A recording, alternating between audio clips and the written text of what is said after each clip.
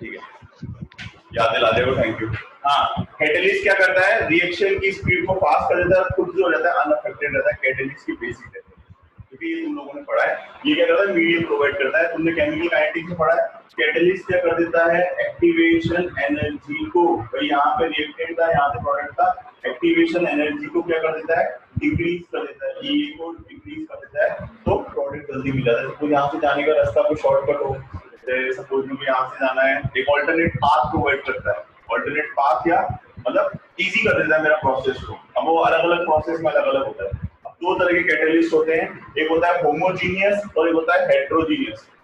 Homogeneous catalyst क्या होता है, और ये जो प्रोसेस है कैटलिस्ट को अप्लाई करने का, कैटालिसिस कहलाता है, नोट्स में डाल दूंगा।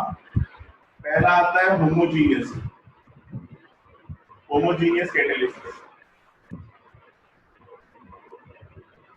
होमोजीनियस कैटलिस्ट, और स्पेलिंग देख लेना भैया, होमोजीनियस कैटलिस्ट। होमोजीनियस कैटालिसिस में क्या होता है, रिएक्टेंट और प्रोडक्ट, सॉरी जो रिएक्टेंट और प्रोडक्ट की फेज है, सपोज मैं लिख रहा हूँ, कोई सा बुक का एग्जांपल ले लेते हैं इसके अंदर। होमोजीनियस कैटालिसिस में ये वाला दे रखा है 2SO2 प्लस O2, प्रोडक्ट में दे रखी गैस, NO2 दे रखा है, वो गैस फॉर्म में दे रखा है, और ये दे रखा है 2SO। तो इसमें क्या रहता है, रिएक्टेंट, प्रोडक्ट और कैटलिस्ट सारे एक ही फेज में अवेलेबल रहते हैं। सर एक बच्चे ने बोला सर ये लिक्विड में हो या गैस में हो, ये सॉलिड में हो जाए, मतलब इन दोनों की फेज सेम हो और इसकी अलग हो, तो नहीं, सबकी सारी की सारी फेज होती है वो एक ही फेज में होती है। तो सॉलिड होगा तो सॉलिड होगा, लिक्विड होगा तो लिक्विड होगा, गैस होगा तो गैस होगा, सबके सब एक ही फेज में अवेलेबल रहेंगे। होमोजीनियस, एक ही फेज में कैटालिसिस होना होमोजीनियस कैटालिसिस। ये वाला पॉइंट क्लियर है, होमोजीनियस जहां सारे रिएक्टेंट प्रोडक्ट हो। अच्छा बेटा इसके एग्जांपल अच्छे से याद कर लेना। एग्जाम में क्या पूछते हैं, एक रिएक्शन दे दी, मैंने बोला ये ऐसे कई बार आया है, एसिटिक एसिड वाला, सॉरी एस्टर वाला, RCOOR वाला क्वेश्चन आता है, क्या RCOOR का हाइड्रोलिसिस कराएं, लैंग्वेज फॉर्म में आया हुआ है, RCOR का हाइड्रोलिसिस कराएं, तो वो होमोजीनियस कैटालिसिस का एग्जांपल होगा कि हेटेरोजीनियस कैटालिसिस का एग्जांपल होगा। तो ये सारे के सारे जो है एक ही फेज में है, इसलिए होमोजीनियस। इसके एग्जांपल्स में से क्वेश्चन बनता है 1 मार्क का, सबको याद रहेगा, डेफिनेशन में कोई प्रॉब्लम नहीं, डेफिनेशन सबको याद रहेगा, एग्जांपल भी एक एग्जांपल सब याद कर लेंगे, लेकिन इसके क्या होता है बाकी के एग्जांपल्स में से क्वेश्चन अच्छा बनता है, ठीक है ना। तो ये वाली चीज ध्यान रखना, होमोजीनियस कैटालिसिस में इसके एग्जांपल सारे तुम्हें रट्टा मारने पड़ेंगे, ये वाला ग्लूकोज वाला फ्रुक्टोज वाला ही मानना पड़ सकता है, ये सारे होमोजीनियस कैटालिसिस के एग्जांपल अच्छे से याद कर लेना, ये एग्जांपल बच्चे भूल जाते हैं। एक होता है हेटेरोजीनियस कैटालिसिस, देखो हेटेरो खुद ही बता रहा है, हेटेरो मतलब क्या होगा, अलग अलग फेज में होंगे। हेटेरो मतलब क्या होगा, हेटेरोजीनियस में क्या होगा, रिएक्टेंट या जो पार्टिसिपेशन है और ये इसकी फेज है वो हमेशा अलग होगी। एग्जांपल दे रखा है 2SO2, कोई सा भी एग्जांपल देखो, एग्जांपल कोई सा भी मैं एक लिखने के लिए, लेकिन क्वेश्चन बनाते हो जिसमें अच्छे क्वेश्चंस आ रहे हैं तो इसका ध्यान रखना, ये गैस फेज में है, ये गैस फेज में, या प्लेटिनियम जो है वो सॉलिड फेज में, ठीक है। तो इस चीज का ध्यान रखना, अलग अलग फेज। होमोजीनियस हेटेरोजीनियस कैटालिसिस में क्या होता है कि जो रिएक्टेंट और प्रोडक्ट और कैटालिस्ट होते हैं वो अलग अलग फेज में होते हैं। जिनके एग्जांपल्स कर लेना, जैसे अभी है कॉम्बिनेशन वाला N2+3H2 में आयरन जो रहता है, वो बुक का एग्जांपल बता रहा हूँ, ओस्वाल के अंदर प्लेटिनियम जो रहता है, ओस्वाल वाला स्टार बना लेना, ओस्वाल वाला लिख रहा हूँ मैं, ये वाली रिएक्शन इंपॉर्टेंट है, स्टार बना लेना, ये कई बार पूछा गया है, ओस्वाल वाला, ओस्वाल प्रोसेस, ये तुम्हारे डिटेल में आएगा पी ब्लॉक के अंदर, लेकिन अभी सिर्फ समझ लो यहाँ प्लेटिनियम जो रहता है वो कैटालिस्ट की तरह काम करता है, which is the solid phase. ये रिएक्शन याद रखना, ओस्वाल प्रोसेस, ये रिएक्शन कई बार आती है, इसको याद रखना। अमोनिया का ऑक्सीडेशन वाला प्रोसेस जो होता है वो ओस्वाल होता है। ये वाली चीज क्लियर है, इस तरीके से कैटालिस्ट का पढ़ना होता है। अब सरफेस केमिस्ट्री क्या कहती है कैटालिस्ट का प्रोसेस, बेटा ये इसके एग्जांपल्स याद करना, डेफिनेशन लिखना इजी है, पर सारे एग्जांपल्स, अगर पेपर टफ आएगा तो सारे एग्जांपल्स मैं हर चीज बताता जा रहा हूँ पढ़ाते वक्त कि क्या पेपर टफ में आएगा, क्या पेपर इजी आएगा।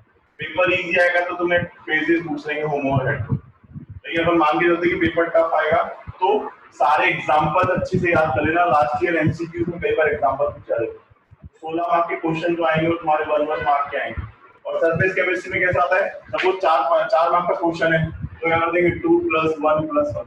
भाई ये सबसे भारी है, इसमें 3 अलग अलग क्वेश्चन बन गए, 4 3, एक बार 1 + 1 + 1 + 1 भी आता है, इसके लिए तैयार रहना।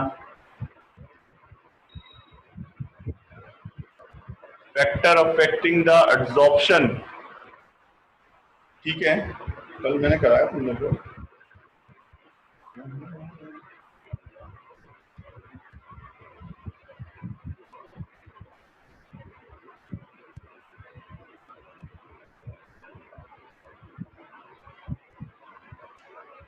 अच्छा इसको भी ये problem, factor affecting the absorption, ठीक है बेटा। ये वाला मैं टेम्परेचर वाला, प्रेशर वाला मैं तुम्हें एक बार वापस कल बता दूंगा, कल के मंडे के लेक्चर में फैक्टर अफेक्टिंग जो है ये मेरे से एक बच्चे ने और पूछा था, तो दोनों को एक साथ बता दूंगा। मुझे एक बार बस कल याद से मैसेज कर देना या परसों सुबह मैसेज करोगे तो मैं उसको डिटेल में अच्छे से करके तुम्हें अच्छे से एक्सप्लेन कर दूंगा, और ताकि तुम्हें अच्छे से समझना और इजी एग्जाम्पल थोड़े ढूंढ के तुम्हारे लिए इजी, ठीक है ना। नेक्स्ट लेक्चर में टेम्परेचर वाला भी मुझे एक बच्चे ने पूछा है, तो मैं सारे फैक्टर्स अच्छे से तुम्हारे लिए प्रिपेयर करके एक नोट जैसा तुम्हें भेज दूंगा ताकि तुम्हें इजी रहे फैक्टर अफेक्टिंग एब्जॉर्प्शन, ठीक है ना। नेक्स्ट लेक्चर में बता दूंगा। मुझे मंडे को रिमाइंड कर देना बस। वेडनेसडे को टेस्ट के लिए तैयार रहना सब बच्चे, जिसको डाउट हो पूछ लेना, जिसको जो भी डाउट हो मेरे से पूछ सकता है मैसेज करके, मैं बता दूंगा। नेक्स्ट अपना है absorption theory, absorption theory of heterogeneous catalyst. भाई ये इंपॉर्टेंट है, स्टार बना लो। एब्जॉर्प्शन थियरी कई बार पूछी जाती है। एब्जॉर्प्शन थियरी क्या बोलती है, देखो इसके 5 पॉइंट है। पहले मैं ऊपर वाले पॉइंट एक्सप्लेन कर रहा हूँ, बीच में देखो 5 पॉइंट है, 1 2 3 4 5। पहले मैं सारे वही पॉइंट एक्सप्लेन कर रहा हूँ, उसके बाद मैं तुम्हें एक बार और बता दूंगा।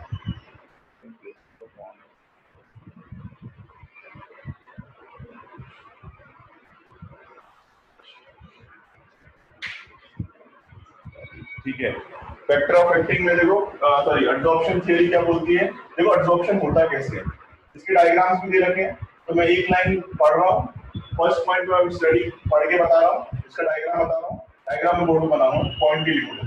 Diffusion of the reactant of the surface of the catalyst.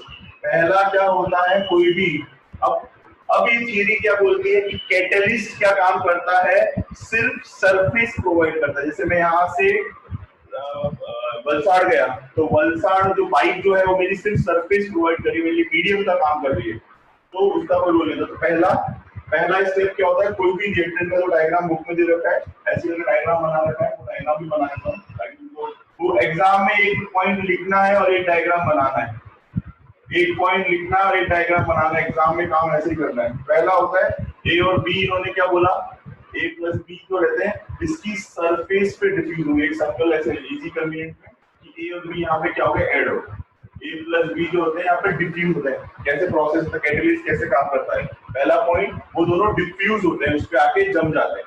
जैसे मैं बाइक पे जम गया, पहला पॉइंट बाइक पे बैठना एक तरीके से।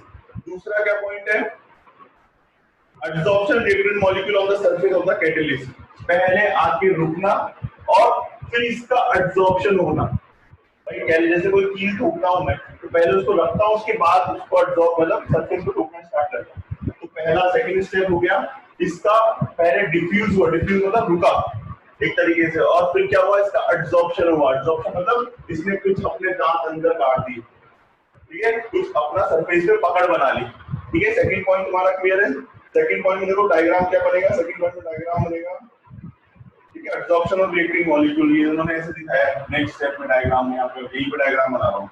नेक्स्ट स्टेप का डायग्राम जो इस तरीके से दे रखा है इन्होंने, डायग्राम से बनाया तुम लोग, ऐसे प्रॉपर्टी बता रहा हूँ। ए और बी क्या है, वो बॉन्ड बना ली, बॉन्ड बनाना डिफ्यूज हो गए या एब्जॉर्ब हो गए, ठीक है। सेकंड पॉइंट क्लियर है, ये इंपॉर्टेंट है। फिर आता है occurrence of chemical reaction the catalyst surface through out the formation of intermediate. क्या होगा कि इन दोनों के बीच में इस सरफेस पर केमिकल रिएक्शन होगी। जैसे मैंने बाइक स्टार्ट की तो मेरा प्रोसेस स्टार्ट हो गया, यहाँ से मैंने गाड़ी चालू की, मेरा प्रोसेस स्टार्ट हो गया। तो थर्ड स्टेप में क्या होगा, ये आपस में अकरेंस मतलब आपस में इसको सरफेस मिल गई, अभी बॉन्डिंग स्टार्ट करेंगे, आपस में बॉन्ड बनाना स्टार्ट करेंगे। तो इस तरीके से डायग्राम दे रखा है थर्ड वाला। डायग्राम जो दिख रहा है उसके इसके अंदर क्या कर रखा है, ए और बी के बीच में बॉन्डिंग दिखा दी, ए और बी के बीच में बॉन्डिंग दिखा दी, मतलब उन्होंने क्या किया, प्रोसेस स्टार्ट कर दिया इंटरमीडिएट बनाने के। ठीक है, थर्ड पॉइंट क्लियर है। फिर उसके बाद क्या है, desorption of liquid product from the catalysis surface thereby making the surface available for more again. Next क्या हुआ, इन्होंने क्या किया, ए और बी ने अपना फाइनल क्या कर लिया, डिसॉर्प्शन कर लिया, इंटरमीडिएट बना लिया, प्रोडक्ट बना लिया, और ए और बी क्या हो गए, बॉन्ड बना के सेपरेट हो गए, इन्होंने बॉन्ड बनाकर। ठीक है, पहला पार्ट इनका डिफ्यूज होना, दूसरा पार्ट एब्सॉर्ब होना, तीसरा पार्ट इंटरमीडिएट रिएक्शन प्रोसेस में पार्टिसिपेट करना, चौथा पार्ट निकल जाना। ठीक है, ये वाली चीज क्लियर है, 4 पार्ट में ही होगी। और फिफ्थ पॉइंट इन्होंने दे रखा है, diffusion of the reaction produce away from the surface catalyst. अब क्या किया, सपोज मैंने क्या की, मेरी बाइक से मैं वलसाड़ गया, बाइक को वहां छोड़ा, वहां से कोई और बंदा आ रहा है, तो अब ये नेक्स्ट सरफेस वापस खाली हो गई, नेक्स्ट सरफेस क्या हो गई, वापस एम्प्टी हो गई, तो और कोई आके इस पे रिएक्ट कर।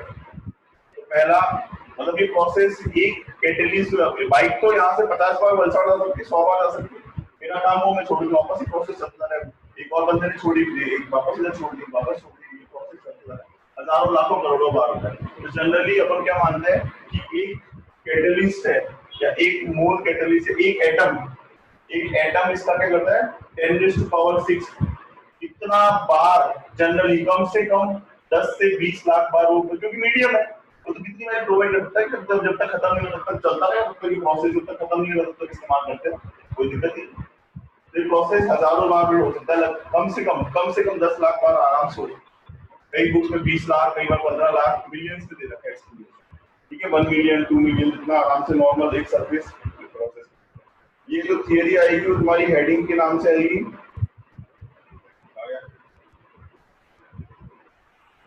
अच्छा, कल एब्जॉर्प्शन फ्रॉम सॉल्यूशन फेज।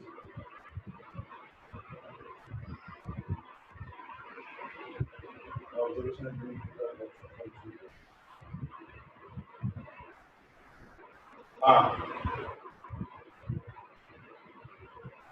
ठीक है, ये 500 पॉइंट जो आएंगे, mechanism of involving it, modern theory of absorption के नाम से आएगी। ये जो आएगी, जब भी वो बोलेगी मॉडर्न थियरी ऑफ एब्जॉर्प्शन, तो तुम्हें 500 पॉइंट लिखने और एक पॉइंट लिख के डायग्राम बनाना, एक पॉइंट लिख के डायग्राम बनाना है, प्रोसेस इस तरीके से रखना। रिप्रेजेंटेशन का थियरी में कम से कम 5 से 10 मार्क्स जो होता है रिप्रेजेंटेशन का होता है।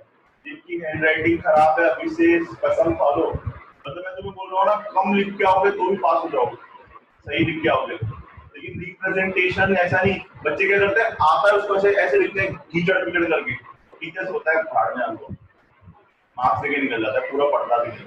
अच्छे से लिखो, एक पॉइंट लिखो, एक डायग्राम बनाओ पेंसिल से, स्पेशली बॉयज। जिस लड़के ने पेन से डायग्राम बनाया ना मेरे किसी नोट्स में भी, उसके दांत तोड़ देने, पेंसिल से, मतलब पेंसिल से भाई, पर्सनल एक्सपीरियंस है। मैं भी अपने टाइम में स्कूल में पेन से डायग्राम बनाता था, कॉलेज में जाके बात सीखा कि रिप्रेजेंटेशन के बहुत मार्क्स मिलते हैं। इसमें गर्ल्स की राइटिंग जनरली अच्छी होती है तो उनको बहुत अच्छा मार्क्स कर देते हैं, पढ़ाई वो दोनों बराबर कर रहे हैं, लेकिन लड़की के ज्यादा मार्क्स इसलिए आ रहे हैं क्योंकि उनका रिप्रेजेंटेशन बहुत अच्छा है, उसका बहुत इम्पैक्ट पड़ता है हर जगह। ये तुम मान लो, मैंने साइंस लो, आर्ट्स लो, कॉमर्स लो, कुछ भी ले लो, रिप्रेजेंटेशन का 5 से 10% का वेरिएशन होता है टीचर के नोट पे, लेकिन 5 तो मिनिमम और मैक्सिमम 10। ये चारों पॉइंट क्लियर है, पांचों point modern theory of absorption के नाम से। ठीक है, डायग्राम मैंने समझा दिया है तुम लोगों को, पॉइंट्स मैंने एक्सप्लेन कर दिए हैं, बहुत इजी है और स्टार बना लेना ये मॉडर्न थ्योरी ऑफ एब्जॉर्प्शन। अब देखो इसमें एक थोड़ा सा लोचा हो रहा है, इसकी हेडिंग के जस्ट ऊपर जो absorption theory of heterogeneous catalyst दे रखी है, 2 थ्योरी दे रखी है। मैंने मॉडर्न थ्योरी तुम लोगों को बता दी, मॉडर्न थ्योरी तुम लोगों को बता दी है। अब एक देखिए old theory of absorption, modern में तुम्हें 500 पॉइंट लिखे, 99% यही आएगा, 99% ये आएगा, लेकिन 1% किस्मत खराब हो तो फिर ये आएगा। ओल्ड एब्जॉर्प्शन थ्योरी कुछ नहीं है, बात वही है, लेकिन उन्होंने ओल्ड और पुराना नया नाम दे दिया, बस और कुछ नहीं है। ओल्ड एब्जॉर्प्शन थ्योरी बुक में से पढ़ रहा हूं मैं, सेकंड लाइन से। The old absorption theory is known as the absorption theory of catalysis was that the reactant in the gaseous state in the solution, ठीक है, रिएक्टेंट जो होता है इनमें क्या होता है, वो गैसियस स्टेट में होता है। ठीक है, ये वाली चीज क्या बोलती है, ये अच्छे से मेंशन कर लेना, रिएक्टेंट द गैसियस स्टेट और इन द सॉल्यूशन। एक रिएक्टेंट जो होता है वो गैसियस स्टेट में होता है। गैसियस स्टेट में होता है, लिक्विड जो होता है वो गैसियस स्टेट में होता है, पहला पॉइंट। ठीक है, ये वही है, ऑलमोस्ट वही है, बस लिखने का तरीका कुछ और है। ठीक है, are absorbed on the surface of the catalyst, the increase in the concentration being exothermic process। इन्होंने सेकंड पॉइंट क्या बोला है कि जैसे जैसे कंसंट्रेशन बढ़ती जाएगी, ये एक्स्ट्रा मेंशन है ओल्ड थ्योरी में, कंसंट्रेशन बढ़ेगी तो तुम्हारा क्या होगा, प्रोसेस जो रहेगा वो जनरली एक्सोथर्मिक होता है, टेंपरेचर बढ़ेगा। सॉरी, इन्होंने सेकंड पॉइंट क्या बोला है, the increase in the concentration the reactant on the surface increases the rate of reaction। अच्छा, कि कंसंट्रेशन बढ़ेगी सरफेस पर तो रेट बढ़ेगी, कंसंट्रेशन बढ़ेगी तो रेट बढ़ेगी। कंसंट्रेशन का सब मैंने कैलकुलेशन किया कि पर्टिकुलर क्वांटिटी में 200 मॉलिक्यूल्स, 200 होंगे तो प्रोसेस क्या हो जाएगा, फास्ट हो जाएगा। कंसंट्रेशन बढ़ेगी तो क्या हो जाएगा, rate of reaction, chemical kinetics पहुंच गए हैं, रेट ऑफ रिएक्शन या स्पीड क्या हो जाएगी, ऑटोमेटिकली फास्ट हो जाएगी। भाई एक क्लास में सपोज एक क्लास में 20 बच्चे हैं और एक क्लास में 100 बच्चे हैं, अब दोनों की बैच बची तो फटाफट भागेंगे, तो जिसमें कंसंट्रेशन ज्यादा होगी उसमें एक साथ ज्यादा लोग निकल जाएंगे फटाफट फटाफट। क्यों? क्योंकि भाई उसमें मैंने बोल रहा कि इतना बड़ा गेट है, सपोज इतना बड़ा गेट है, इसमें से एक बार में 3 आदमी निकल सकते हैं, लेकिन 20 वाले क्या होंगे, धीरे धीरे निकलेंगे क्योंकि जगह है उनके पास, स्पेस अवेलेबल है। लेकिन जब उनको पता है, जब लोकल ट्रेन होती है, लोकल ट्रेन 1 मिनट या 30 सेकंड रुकती है, बट सब फटाफट चढ़ जाते हैं, सब फटाफट हो जाते हैं। कंसंट्रेशन ज्यादा होती है तो और ज्यादा स्पीड से चढ़ते हैं क्योंकि नंबर ऑफ पर्संस बढ़ गए, टाइम वही है, स्पेस वही है, लेकिन नंबर ऑफ पर्संस बढ़ गए तो ऑटोमेटिकली कंसंट्रेशन बढ़ने से रेट बढ़ गई। कंसंट्रेशन में भी देखो रेट ऑफ रिएक्शन क्या होती है, देखो रेट जो होती है वो चेंज इन कंसंट्रेशन होती है, तो ये बढ़ गई तो ऑटोमेटिकली रेट बढ़ गई। भाई रेट ऑफ रिएक्शन क्या होती है, change in concentration upon time taken होती है, तो कंसंट्रेशन बढ़ गई तो रेट अपने आप बढ़ गई। ये वाली चीज क्लियर है, कंसंट्रेशन का क्या रोल है। ठीक है, ये समझ में आ गया होगा। ठीक है, नेक्स्ट पॉइंट क्या बोलता है, ये ओल्ड थियरी, बेटा इसको ध्यान रखना, 99% मॉडर्न थियरी आएगी, लेकिन अगर वो कुछ नहीं बोलता, सिर्फ थियरी ऑफ एब्जॉर्प्शन होता है, वो 4 पॉइंट में डायग्राम के साथ एक्सप्लेन करता है, लेकिन जब वो मेंशन कर देगा कि ओल्ड थियरी ऑफ एब्जॉर्प्शन, तो टीचर से यही मांगेगा, ये पॉइंट एक्स्ट्रा वाले मेंशन करने पड़ेंगे। बुक में एकदम बराबर लिखा हुआ है, वही लिखो, पॉइंट्स बना के लिखना, बस मैं तो एक एक पॉइंट बढ़ाता जा रहा हूँ। Absorption is a being exothermic process. ठीक है, एब्जॉर्प्शन जो होता है, इन्होंने क्या बोला, एक्सोथर्मिक होगा, क्योंकि कॉलिजन होगा तो एक्सोथर्मिक प्रोसेस होगा, बस और कुछ दे रखा है बस। The catalysis of can be explained in terms of intermediate compound of formation.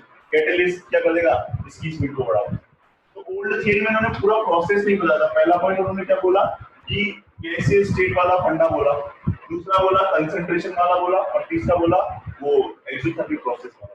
3 point बोले। पहला गैसियस स्टेट वाला, बार बार वीडियो में इसलिए रिपीट कर रहा हूँ, तुम लोग साथ में आज ही अंडरलाइन कर लो, ठीक है, नोट्स को अंडरलाइन करते जाओ, ये बुक्स में से ही मेंशन करना है, कोई प्रॉब्लम नहीं, एकदम बराबर है। पहला, दूसरा कंसंट्रेशन बढ़ेगी तो रेट बढ़ेगी, और तीसरा टेम्परेचर वाला कि जो प्रोसेस होता है वो जनरली एक्सोथर्मिक होता है, और जिसमें क्या होती है, हीट रिलीज। ये 3 फंडे तुम लोगों को इस्तेमाल करने, दैट्स इट। ठीक है, ये मॉडर्न, ओल्ड थियरी आने के 1% चांस है, लेकिन अगर तुमने ओल्ड में मॉडर्न लिख दी तो टीचर 0 दे देगा। पेपर टफ आएगा तो बच्चों को पता नहीं चलता कि सर कहाँ पे गए। ठीक है, इसे रब कर रहा हूँ। ये ओल्ड थियरी में बस इस बात का बहुत ध्यान रखना कि ओल्ड थियरी के अंदर गणित उल्टी चलती है। ठीक है, और हो सकेगा तो मैं नोट्स एक बार देख लेता हूँ, नोट्स भेज दूंगा तुम लोग, इसे रब कर रहा हूँ। नेक्स्ट आता है, बहुत ही सही टॉपिक है, एक्टिविटी क्या होता है, सेलेक्टिविटी क्या होता है। नोट्स में भेज दूंगा, उसमें से लिख लेता हूँ, उसमें से लिख लेना एक्टिविटी और सेलेक्टिविटी। अब एक्टिविटी का मतलब जो है, यहाँ पे देखो, एक्टिविटी का मतलब जो है एक्टिव होने से है, एक्टिविटी का मतलब जो है वो एक्टिव होने से है। ऑलमोस्ट एक्टिविटी का मतलब एक्टिव होने से कि क्या होता है, टाइम हो गया, टाइम बचाएगा, चलो हाँ, अभी तो यार लेट स्टार्ट किया था। एक्टिविटी और सेलेक्टिविटी के अंदर क्या होता है कि स्ट्रेंथ, एक्टिविटी मतलब स्ट्रेंथ ऑफ कैटलिस्ट के बारे में बता रही है, स्ट्रेंथ ऑफ कैटलिस्ट। अभी मैं बोल रहा हूँ कि किसी की सरफेस कम खाली है, अगर मैं एक बाइक लूं उसमें 2 सीटर है और एक कार लूं वो 4 सीटर है, तो किसकी यहाँ से वलसाड ले जाने की लोगों की कैपेसिटी ज्यादा होगी, ऑब्वियस सी बात है। कार क्यों? क्योंकि स्पेस ज्यादा अवेलेबल है, स्पेस ज्यादा अवेलेबल तो ज्यादा लोग बैठ पाएंगे। डिस्टेंस दोनों को सेम ट्रेवल करेगी, 30 किलोमीटर इसको जाना, 30 किलोमीटर इसको जाना, लेकिन इसमें 2 जा सकते हैं, 4 जा सकते हैं। तो एक्टिविटी मतलब स्ट्रेंथ, स्ट्रेंथ मतलब ज्यादा स्पेस खाली, ज्यादा स्पेस खाली मतलब ज्यादा लोग। तो जितना अच्छा कैटलिस्ट होगा उसकी स्ट्रेंथ उतनी ज्यादा होगी, उतने ही ज्यादा मॉलिक्यूल्स को वो रिएक्टेंट से प्रोडक्ट में जल्दी कन्वर्ट कर लेगा। पर कंडीशन क्या है? सरफेस खाली होनी चाहिए। अगर सरफेस खाली नहीं है तो ये प्रोसेस नहीं हो सकता। एक्टिविटी का मतलब एक्टिव होना, एक तरीके से स्ट्रेंथ होना। स्ट्रेंथ का मतलब क्या? Reactant to product easily convert हो जाएगा। इसमें मैक्सिमम रिएक्टेंट क्या होता है? प्रोडक्ट में कन्वर्ट हो जाएंगे। और स्ट्रेंथ का मतलब मैं बुक्स में जो लिखा हुआ है इसकी लैंग्वेज अच्छे से समझ लेते हैं अपन। The activity of catalyst depends upon the strength of chemisorption to large extent. ठीक है, कि जितना ज्यादा एब्जॉर्प्शन हुआ है, केमिसॉर्प्शन ऑफ लार्ज एक्सटेंट, जितना ज्यादा क्वांटिटी में एब्जॉर्प्शन होता है उसको स्ट्रेंथ को रिप्रेजेंट करता है, पहला पॉइंट। दूसरा बोलता है reactant must absorb response reasonably and strongly on the catalyst to become active. However, they must not get absorbed strongly. अब देखो, इसने एक चीज बोली है, कैसे बोली जरा देख लेते हैं इसको, एक बार देख लेते हैं, सुनना ध्यान से। उसने क्या बोला है? अच्छा मैं ये वाला देखो, मैंने वॉल पे एक दीवार है, मुझे फील ठोकनी है, ठीक है, मुझे एक फोटो फ्रेम लगाना है। सपोज इस बोर्ड को मैंने ठोका, इस बोर्ड को मैंने ठोक के लगाया, तो 2 पॉसिबिलिटी है। अभी एब्जॉर्प्शन होने के लिए क्या होता है? पहले वो सरफेस पे आता है, एब्जॉर्ब होता है और फिर रिलीज होता है। गड़बड़ क्या हो सकती है कि इतना सही एब्जॉर्ब, एकदम इतनी सी कील मैंने ठोक दी इसके अंदर, दीवार के अंदर, तो वो फ्रेम टक पाएगा? नहीं टक पाएगा, ना वो निकल पाएगा, जैसे डालूंगा गिर जाएगा। ठीक है, एब्जॉर्प्शन में अगर मैंने ज्यादा कम एब्जॉर्प्शन हुआ, जितनी मेरी रिक्वायरमेंट है, भाई पता चला ए और बी आपस में रिएक्ट कर रहे थे और बीच में ए की पकड़ से बी निकल गया, कहानी खत्म हो गई। तो कम कम एब्जॉर्प्शन हुआ, ये एक वर्ड इस्तेमाल किया एक्सटेंड। एक्सटेंड मतलब तुम समझते हो कि किसी का कम एब्जॉर्प्शन होगा तो भी, क्योंकि वो एब्जॉर्ब ही नहीं हुआ, सरफेस पे अच्छे से पकड़ ही नहीं हुई, तो प्रोडक्ट नहीं बना पाएगा। पहली चीज, इसमें बहुत जरूरी कंडीशन है। और दूसरा क्या बोल रहा है कि क्या बोल रहा था? हाँ, अगर एब्जॉर्प्शन बहुत ज्यादा हो गया, सपोज यहाँ तक चला गया, अब इतनी जरूरत नहीं थी, ठीक है, अब वो एब्जॉर्ब तो अंदर तक हो गया, प्रोडक्ट भी बन गया, लेकिन प्रॉब्लम क्या है? वो निकल नहीं पा रहा है, प्रोडक्ट जो बन गया वो निकल नहीं पा रहा है। तो उन्होंने बोला कि प्रॉपर एक्सटेंट में होना चाहिए। प्रॉपर एक्सटेंट मतलब अगर कम होगा तो भी लोचा है, प्रोडक्ट ही नहीं बनेगा, और ज्यादा होगा तो भी लोचा है, क्योंकि वो आके रुक जाएगा तो कहानी खत्म हो जाएगी। बात समझ में आ रही है? प्रॉपर एक्सटेंट होना जरूरी है। कम एब्जॉर्प्शन भी हार्मफुल है और ज्यादा एब्जॉर्प्शन भी हार्मफुल है। कम एक्सटेंट में वो प्रोडक्ट बनने से पहले निकल जाएगा, और ज्यादा एक्सटेंट में अगर प्रोडक्ट बन गया तो वो निकल ही नहीं पाएगा। तो इसने एक वर्ड इस्तेमाल किया, प्रॉपर एक्सटेंट में होना चाहिए। तो ये वाला पॉइंट तुम लोग मेंशन कर देना कि absorption should be in proper extent. ठीक है, और इन्होंने बोला है जनरली 5th से 11th ग्रुप के element, 5th to 11th group के एलिमेंट एब्जॉर्प्शन में पार्टिसिपेट करते हैं। 5th से 11th में जो भी आता है वो डी ब्लॉक के एलिमेंट्स आते हैं। 5th ग्रुप से जो 11th ग्रुप में होता है, जिनमें स्पेस ज्यादा खाली होता है, उनके बारे में बताएंगे। जिनमें ज्यादा स्पेस खाली है वो अच्छे एब्जॉर्प्शन की तरह अच्छे एक्टिव कैटलिस्ट कहलाएंगे, क्योंकि ज्यादा बड़ी कार, ज्यादा बड़ा स्पेस, एब्जॉर्प्शन ज्यादा, प्रोडक्ट ज्यादा। ठीक है, तो एक्टिविटी का मतलब तुझे समझ में आ गया कि वो ज्यादा एक्टिव, ये रिएक्टेड टू प्रोडक्ट वाला समझ में आ गया कि प्रॉपर एक्सटेंट में होना चाहिए। फिर दूसरा इन्होंने क्या बोला कि जनरली 5th to 11th वाले एलिमेंट होते हैं इसमें इस्तेमाल होते हैं। ठीक है, क्योंकि उनके पास स्पेस ज्यादा खाली है। डी ब्लॉक के एलिमेंट जो होते हैं सबसे अच्छी ऑक्सीडेशन स्टेट बीच वाले एलिमेंट दिखाते हैं, ये क्रोमियम, मैग्नीज, +7 तक मैग्नीज जो होता है ऑक्सीडेशन स्टेट दिखाता है। ऑक्सीडेशन मतलब इन सबको उतार सकता है और फिर चढ़ा सकता है। तो ज्यादा स्पेस खाली होता है सबसे ज्यादा डी ब्लॉक। डी ब्लॉक में खाली नहीं होता, ना एस ब्लॉक में खाली, तो एफ ब्लॉक बाउंड्री के बाहर है। तो सिर्फ डी ब्लॉक में, जनरली डी ब्लॉक के एलिमेंट जो होते हैं, सारे जो सॉलिड कैटलिस्ट देखोगे तुम लोग, वो डी ब्लॉक के एलिमेंट होंगे। डी ब्लॉक में क्या होता है? उनके पास स्पेस खाली होता है, तो मैक्सिमम रिएक्टेंट को क्या करते हैं? प्रोडक्ट में कन्वर्ट कर सकते हैं। मैक्सिमम रिएक्टेंट को क्या कर सकते हैं? प्रोडक्ट में कन्वर्ट कर सकते हैं। समझ में आ गई बात एक्टिविटी वाली? अभी सेलेक्टिविटी वाली वाला मैं तुम्हें एक पॉइंट नेक्स्ट लेक्चर में बताऊंगा। आज का lecture short and sweet Saturday के हिसाब से एंड करते हैं। मेरा टेस्ट के लिए प्रिपेयर रहना, और ये जो टॉपिक बच्चों ने डाउट बोला है फैक्टर ऑफ फैक्टिंग, मुझे एक दो बच्चों ने और बोला है, वो मैं मंडे को एक्सप्लेन करूंगा। चलो bye, good bye, good night, bye sir. Sunday enjoy. Bye sir, thank you sir. Bye sir.